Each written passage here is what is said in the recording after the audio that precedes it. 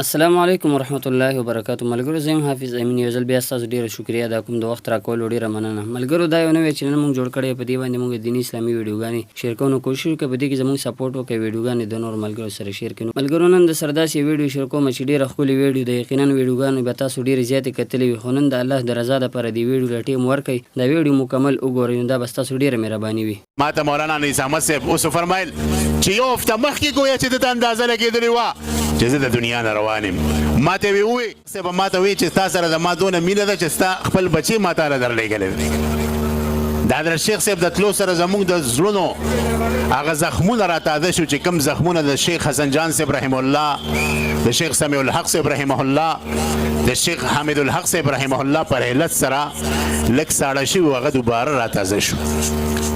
یقینا زموږ معاشره د پستۍ انتها ته رسېدلې د عزتمندو. مونږ له هر یو انسان له په دې سوچ پکار دی چې زموږ دا معاشره کمې پستۍ ته لاړه. د علماو وینه اخیستل خو ډېره غټه خبره ده، په دې پسې غیبت کول دا انتهایي یو غټ جرم دی.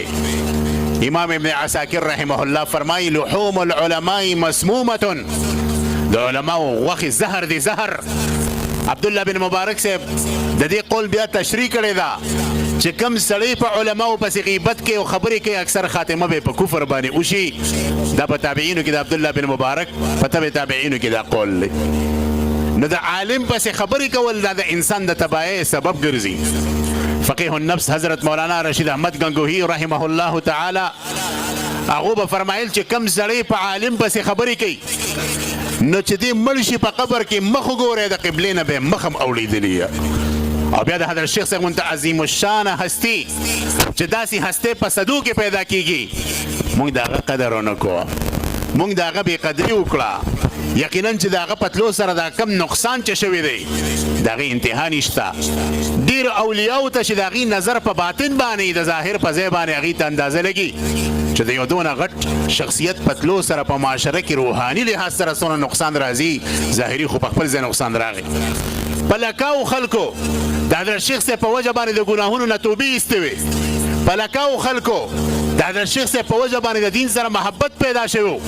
په لکاو زنانو د حضرت شیخ صاحب بیانونه د زړه سره لګولي او خپل اصلاح نفس یې کړې وه. یقینا چې دا د حضرت شیخ صاحب د آخرت یو ډېره غټه ذخیره وه. ما ته مولانا انیس احمد صاحب اوس فرمایل چې یو هفته مخکې ګویا چې دته اندازه لګېدلې وه چې زه د دنیا نه روان یم.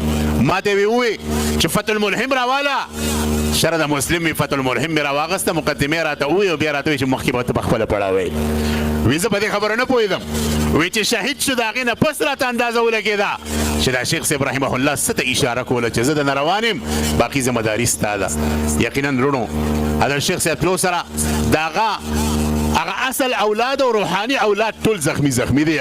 خدا د الله شکر وباسو چې هغې شاته پسې یو زبردست باغ پرېښی دی، یو داسې عظیم باغ چې هغه به چرم ختم نشي. هغه به همیشه چې دی د کتاب او سنت دغه احادیث پړاوي او همیشه به د هغې هغه ثواب حضرت شیخ صاحب پسې رسي. عالم نه وفات کېږي.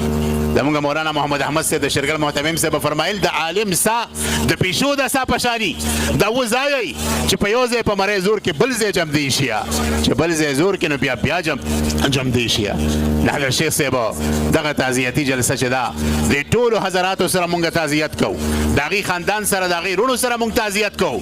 په خدای قسم زما په انګلینډ یو دی بل ځای کې شاګردان دي، هغو ما ته سهار راسې ټلیفونونه پرون داسې وکړو چې دا دونه غټ شخصیت د ټولو مسلمانانو دپاره مونږ تعزیت مخکې کوو. د مونږ ټول یتیمانان شو وروڼو، صرف د هغې خاندان نه، مونږ ټول یتیمانان شو. الله رب العزت د هغې برکات د هغې په بچو، د هغې په تمامو شاګردانو باندې او د هغې په دغه جامعاتو چې کومو جامعاتو کې درسونه کول په هغې باندې کېدي. چونکې میلمانه ډېر دي، وخت ډېر لږ دی، زه په دې خبرو باندې اکتفا کوم. واخر دعوانا ان الحمدلله رب العالمین. ملګرو امید دی چې ویډیو به تاسو مکمل کتلی وي او ستاسو به خوښه شوي هم وي. نو که غواړئ چې داسې ښکلي بیانات نور هم واورئ نو په چینل باندې موجود دي. په الله مو سپارم. یو جهان مننه.